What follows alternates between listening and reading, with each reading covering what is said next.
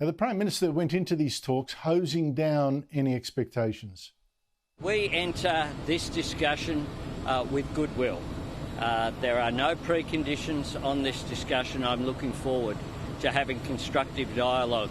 I've said since I became the Prime Minister, but before then as well, that dialogue is always a good thing.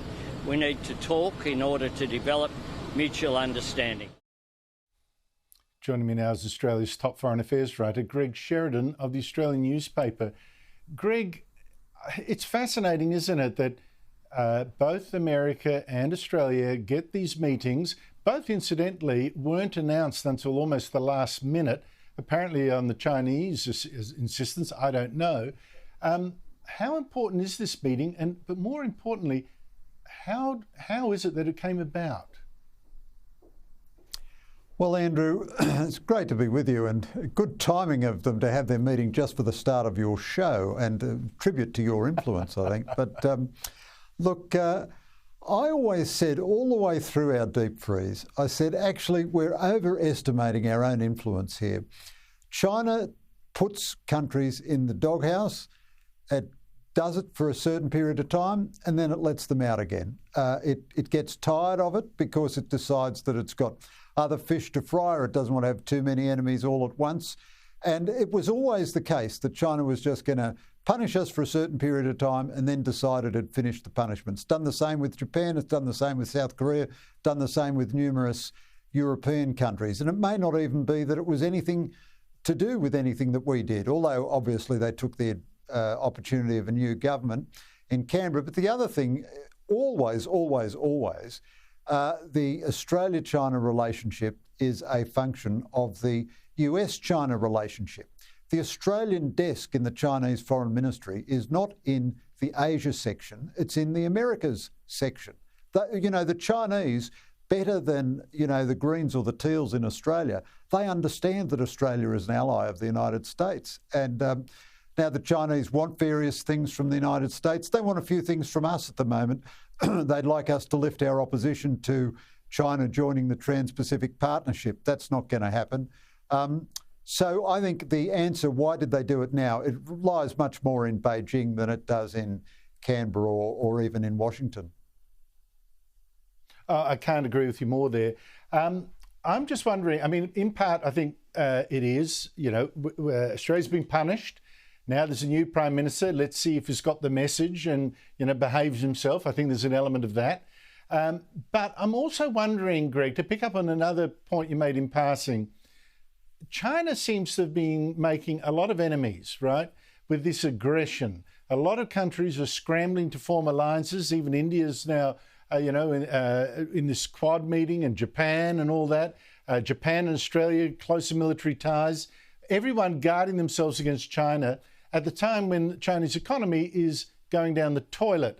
Maybe it's decided it's time to play nice because it can't right now afford all these enemies. Yeah, I think that's right, Andrew.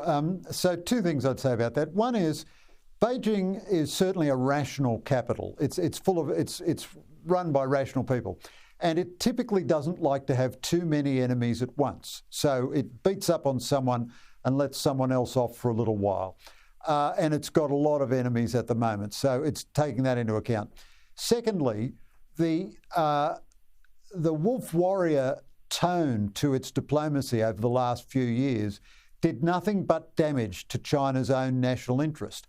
Japan is now committed to taking defence expenditure up to 2% of GNP. South Korea, Australia, the United States are all increasing defence expenditure. There's much more, you've got AUKUS and the Quad and everything else. India involved in strategic balancing of China. The United States has said it's not going to export semiconductors to China. Now, all of this has been achieved, if you like, by Chinese aggressive diplomacy, and it got very little out of that aggressive diplomacy. So it's sensible for it to pull back and be more emollient. That's a good thing. The only note of caution I'd inject into all that is we mustn't be seduced by any honeyed words here. So I am, very happy that the Albanese government has talked not about resetting the relationship, but stabilising the relationship. not about taking the relationship back to where it was at some other time, but simply stabilising the relationship.